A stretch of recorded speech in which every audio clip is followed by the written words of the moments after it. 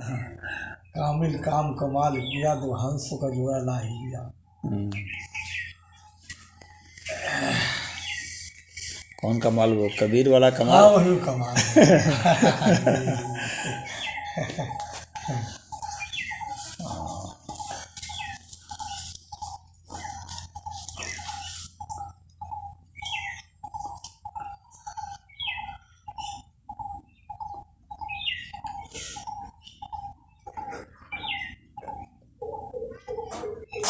उसके विषय में कुछ लोग कहते हैं कि वो कबीर का पुत्र था, कुछ कहते हैं कि वो शिष्य था। अब इतिहासकार से अभी तक स्पष्ट नहीं है। जी जी।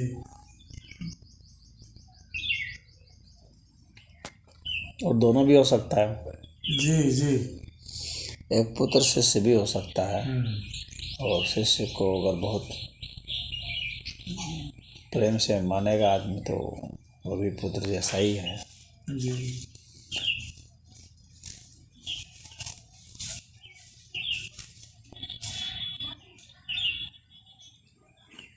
लेकिन गुणी तो बहुत था वो, क्योंकि उसके विषय में जितना मिलता है वर्णन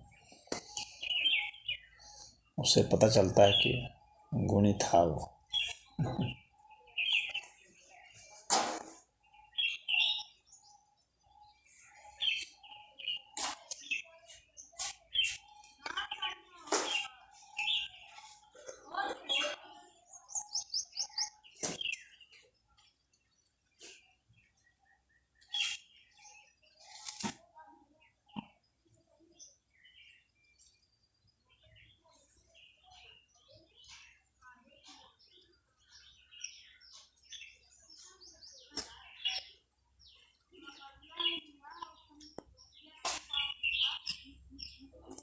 शाम को तो योगा वोगा नहीं सिखाते होंगे,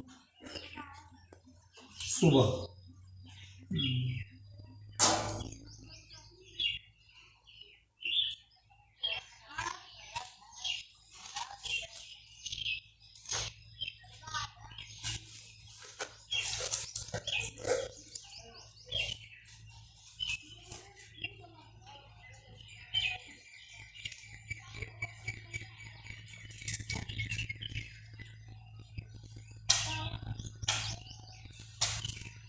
वो क्या एक दोहा है ना, पढ़ाते समय वो, चलती चक्की देख के जी जी जी।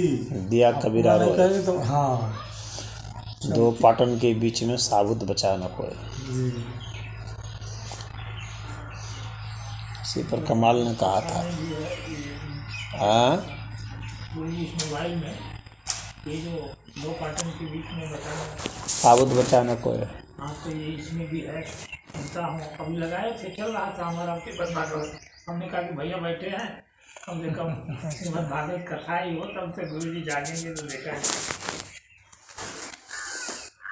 और उसी में फिर वो कमाल कहता है शायद कि जो जो दाना है, जो चक्की घूम रही है, तो वो जिस जिस धुरी पर चक्की घूमती है उस धुरी के पास जो दाना चला जाता है वो बच जाता है।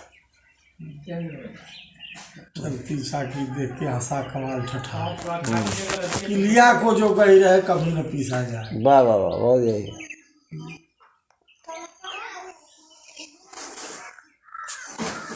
यही है, कील के पास जो पहुंच गया वो बच जाएगा। तो एक आध दाना जो है वहाँ पहुंच जाता है।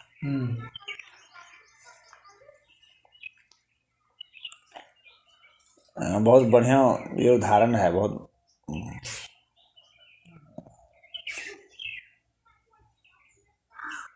साधना का मर्म बताया है।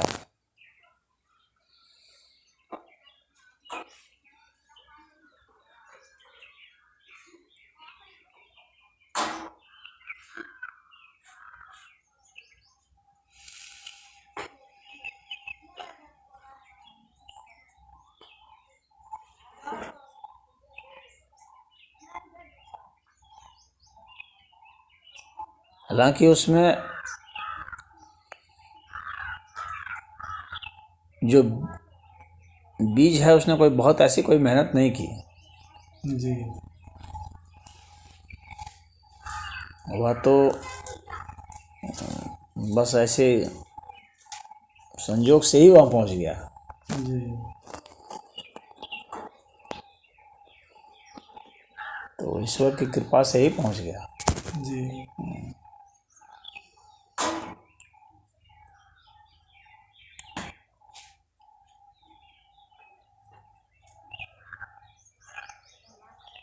पीसने वाले तो ऐसे ही डाल दिया सभी को उसी में, जी लेकिन बस संजोग से ही वो धूरी तक एक पहुँच गया।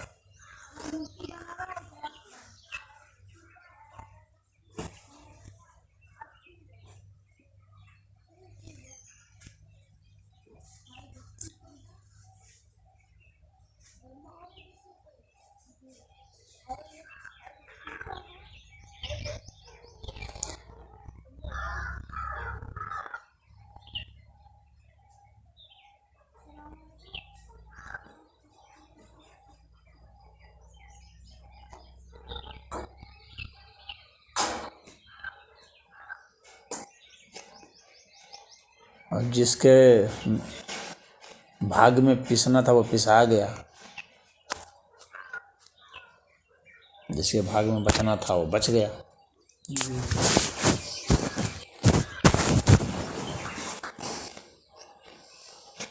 यहाँ पर भाग्य प्रबल दिखता है। इस पर आपका क्या विचार है?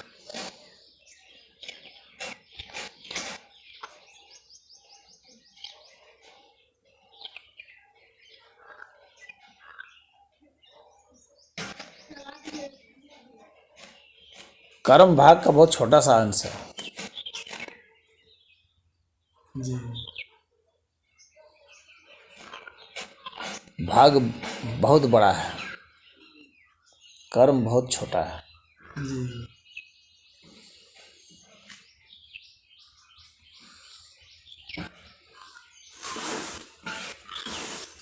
जैसे कोई घटना घटती है जी तो उस घटना के घटित होने में असंख्य कारक अपनी भूमिका निभाते हैं।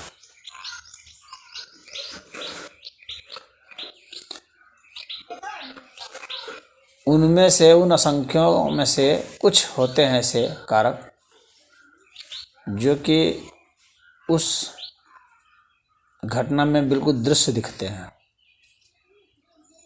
साफ दृष्टिगोचर होता है कि ये सब भूमिका निभा रहे हैं। हालांकि निभा रहे होते हैं असंख्यों, लेकिन कुछ प्रत्यक्ष दिखते हैं। और वे जो कुछ प्रत्यक्ष दिखते हैं उसमें से कुछ होते हैं, उन कुछ में से ही कुछ होते हैं जो कि ऐसा लगता है कि अमुक अमुक के द्वारा किया गया। और उस कुछ में से कुछ होते हैं जो कि एक व्यक्ति के हिस्से पड़ता है, और उस एक व्यक्ति के हिस्से में जो कुछ पड़ा है उसका कुछ ही अंश है जो कि वह व्यक्ति निष्पादित कर पाता है, उस कर्म को निर्देशित कर पाता है। तो बहुत छोटी सी उसकी भूमिका मालूम पड़ती है। और वह जो बहुत छोटा सा अंश है ना, उस अंश में भी उसका कितना नियंत्रण होता है, बहुत ही कम।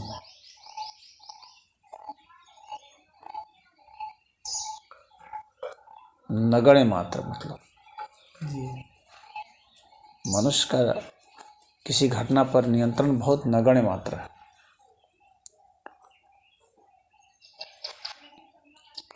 और जो नियंत्रण दिखता है, अगर गौर से उसको देखता हूँ और गहराई में उतर के, तो वो भी उसके हाथ का नहीं लगता।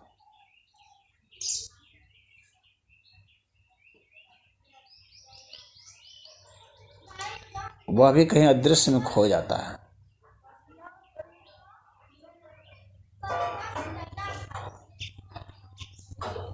तो कर्म और कर्ता दोनों ही खो जाते हैं। ये पूरा अस्तित्व जो है ये अकर्म की अवस्था में है।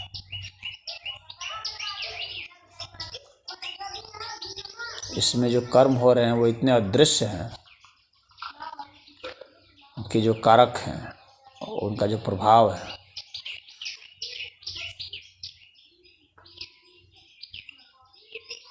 कि किसी एक व्यक्ति पर उसको या कि व्यक्तियों के समूह पर या वस्तुओं के समूह पर उसको नहीं कहा जा सकता। पूरा समग्र अस्तित्व मिलकर चेष्टा करता है तो बस एक घटना घटती है, और पूरे अस्तित्व पर भला किसका काबू है? किसी का नियंत्रण नहीं है। सिर्फ मिथ्या अहंकार है कि हम ऐसा कर लेंगे, वैसा कर देंगे। बस उसी की जिस पर जैसी कृपा होती है वही मनोनुकूल घटना घट जाती है तो वो मूड सोचता है कि मैंने कर दिया। ऐसा देखता नहीं कि कोई कर देता है, कुछ हो जाता है, बस ऐसा कहना सही है। कोई कर देता है कहना सही नहीं है, कुछ हो जाता है।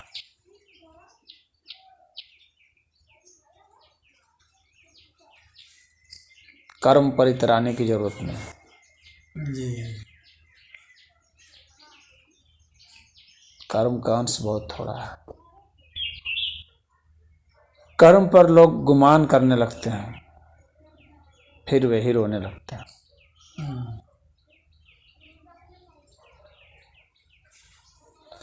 जब उसके अनुकूल घटनाएं घटती हैं तो वो कर्म पर गुमान करने लगता है।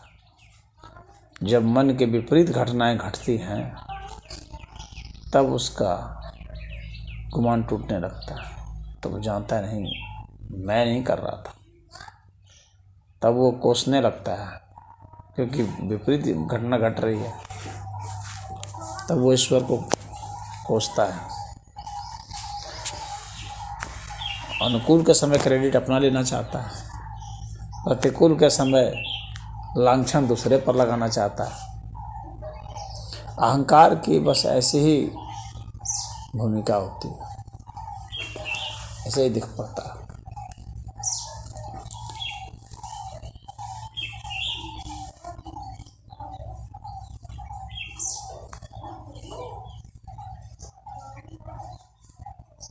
भाग्य बहुत बड़ा है, बहुत विराट है।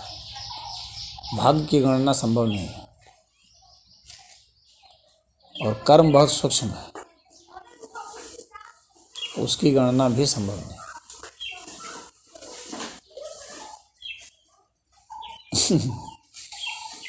दोनों अनंतता की तरफ।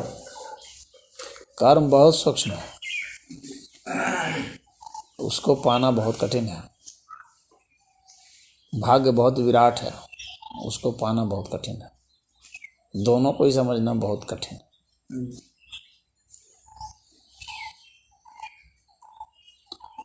ठीक ही कह रहे हो कि दोनों अनंत की ओर ही जा रहे हैं।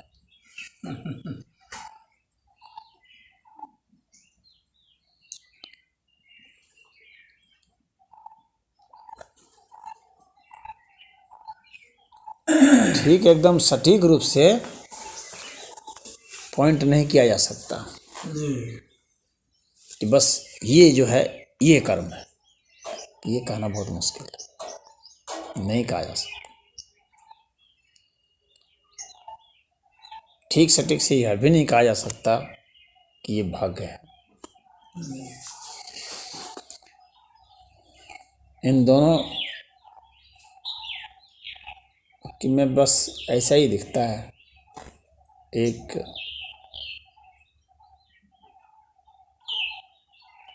विराटता में घिरा हुआ है, एक सूक्ष्मता में विद्यमान है, लेकिन दोनों साथ साथ। दोनों साथ साथ ही है। जैसे सिक्का के दो पहलू होते हैं वैसे ही है, और दोनों पहलू हैं। जब सिक्का है तब तक दोनों पहलू।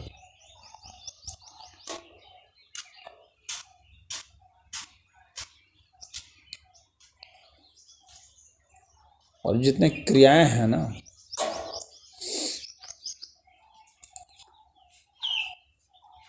तो वो कर्म का और सूक्ष्म पहलू है।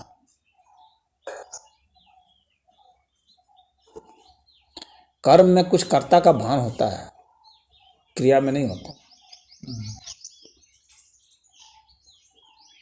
कर्म से लगता है कि कोई कर्ता है, वहाँ पर डूअर का सेंस आता है थोड़ा, लेकिन क्रिया में नहीं आता। कर्म से और सूक्ष्म है क्रिया।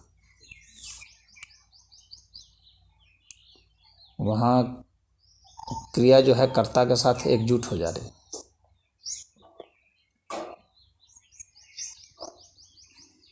और वो ज़्यादा सर्वव्यापी मालूम पड़ता है।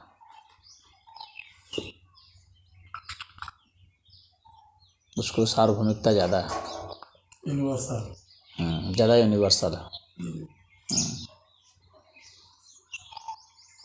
क्योंकि क्रिया में जो है उस घटना के पीछे की शक्ति नहीं दिखती है, थोड़ी भी नहीं। जी। कर्म में कुछ दिख जाती है थोड़ी सी। कर्म में हम किसी को कुछ जोड़ सकते हैं कि अमुक व्यक्ति का कर्म था, लेकिन क्रिया में नहीं कुछ। क्रिया में अमुक खत्म हो जाता है, अमुक का अमुकत्व जो है वो नहीं रह जाता।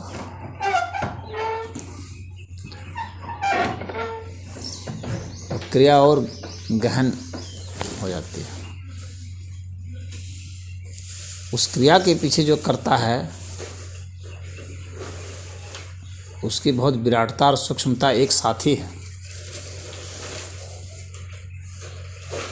एक साथ ही। और इसलिए ये जो पहेली है उलट बांसी है।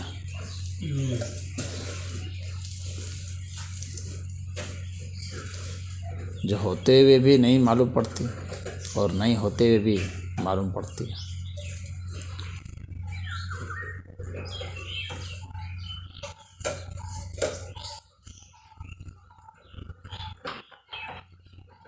यानी किसी कर्म को यदि क्रिया स्वरूप देख लिया जाए तो कर्ता समाप्त हो जाता है, और ऐसे में कर्म बंधन से मुक्ति हो जाती है।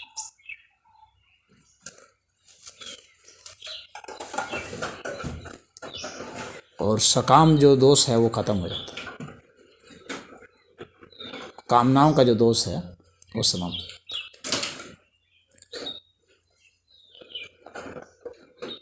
यानी जिसको हम कर्म कहते हैं उसको यदि हम क्रिया बनाने में सफल हो जाते हैं तो जो हमारी कामनाएं हैं वो नहीं रह जाएंगी।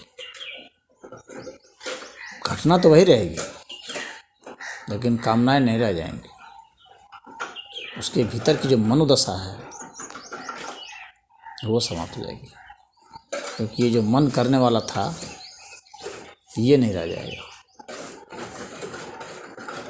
क्रिया मात्र का सिर्फ प्रवाह रह जाएगा।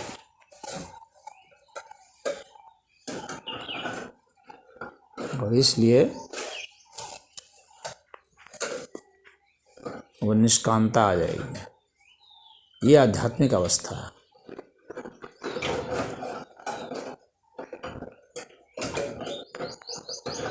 कर्म में दोनों अवस्थाएं हो सकती हैं, सांसारिक भी और आध्यात्मिक भी। क्रिया सदैव आध्यात्मिक है।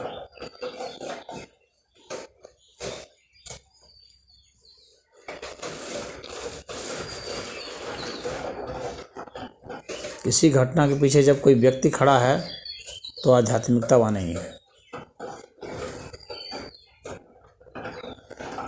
जब कोई व्यक्ति खड़ा नहीं है लेकिन घटना है तो आध्यात्मिकता है।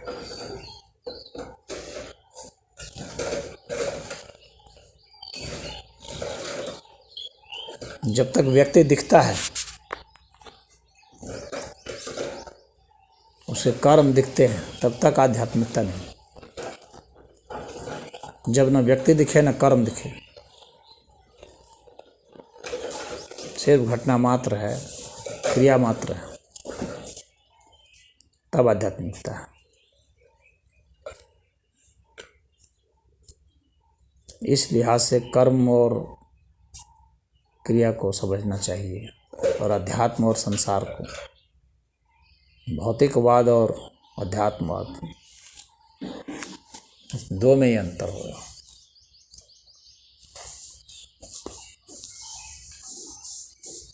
भौतिकवाद में कर्ता मुख्य हो जाता है।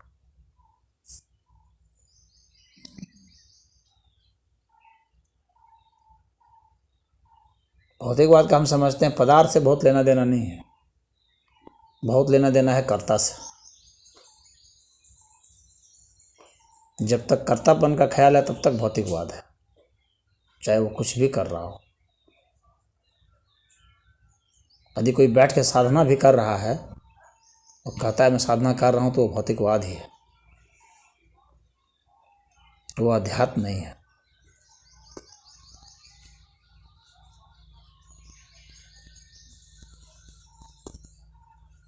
और यदि रुपया गिनने की क्रिया हो रही है और वहाँ गिनने वाला नहीं है,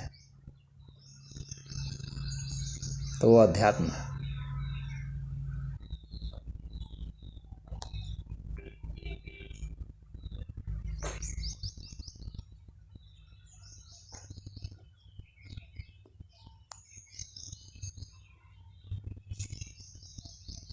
तो तुलसीदास जी तो थोड़ा सा लाइन दे दिए, बिन पग चले सुने, बिन काना कर, बिन कर्म करे, बिन नाना, बिन बानी बक्तावर जोगी, आनंद रहित सकल रस भोगी। उन्होंने कुछ बता ही दिया इस विषय में। जरूर। जी तुलसीदास तो महान कवियों में से एक हैं, जी जी भक्त भी हैं, जी तो भक्त कवि रहे हैं। तो उन्होंने तो चाहे तुलसी हो चाहे कबीर हो, सब लोगों ने कह दिया है।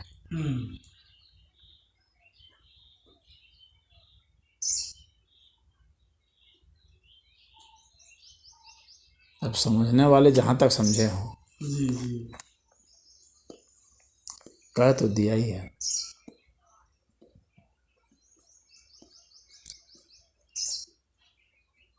भारत में तो उसको कवि ही नहीं माना जाता, जी नहीं, जो कि अध्यात्म की बात नहीं कह सके। जी जी जी भारत में उसकी गिनती कवियों में नहीं हो सकती।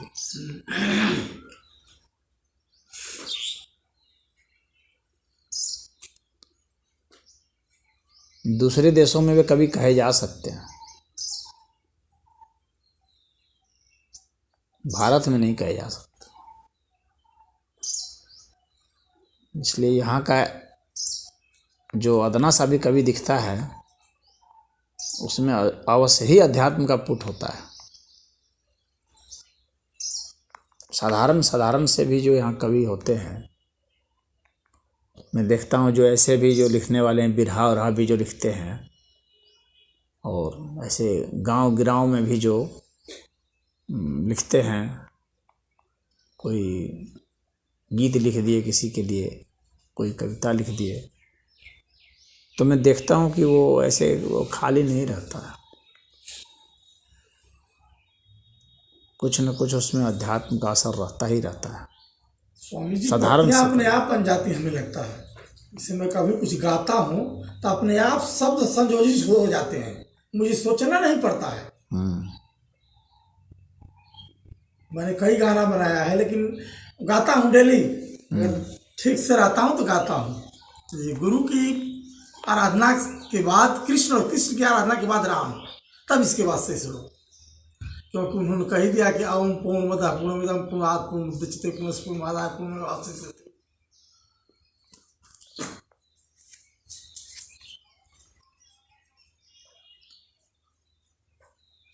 अपने आप ही जो बहता हो, जी चाहे वो शब्द हों, चाहे वो भाव हों, चाहे विसारे हों, कुछ भी अपने आप जो बह रहा है, बस वही तो क्रिया है बहने की घटना। और जब दिमाग के पट खुल जाते हैं तो शब्द बहते हैं, और अच्छे शब्द बहते हैं। शब्द तो अश्लीलों के भी बहते हैं, जी जी जी, लेकिन पॉजिटिव नेगेटिव दोनों तरफ ना। हाँ, जो अच्छे शब्द बहते हों जिसके अर्थ बहुत विराट हों कि उसको समेटना काफ़ी नहीं हो, बहुत मुश्किल हो समेटना, समेट नहीं सकते इसको। वैसे शब्द जो है उसका दायरा बहुत बड़ा होता है, वे उस श्रेणी में आ जाएंगे।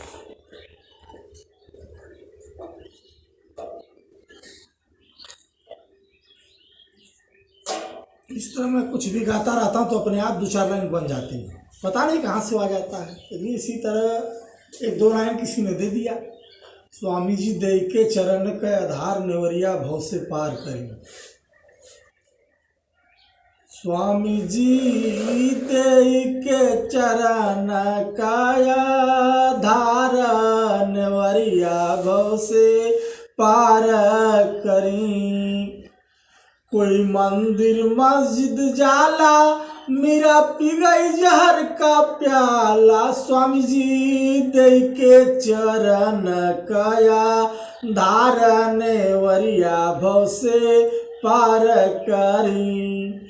आयल कल जुग वाला बेला, द्वापर त्रेता सतयुग से अलबेला। स्वामी जी दे के चरण कया धारने वरिया भव से पार करी। बहुत बढ़िया।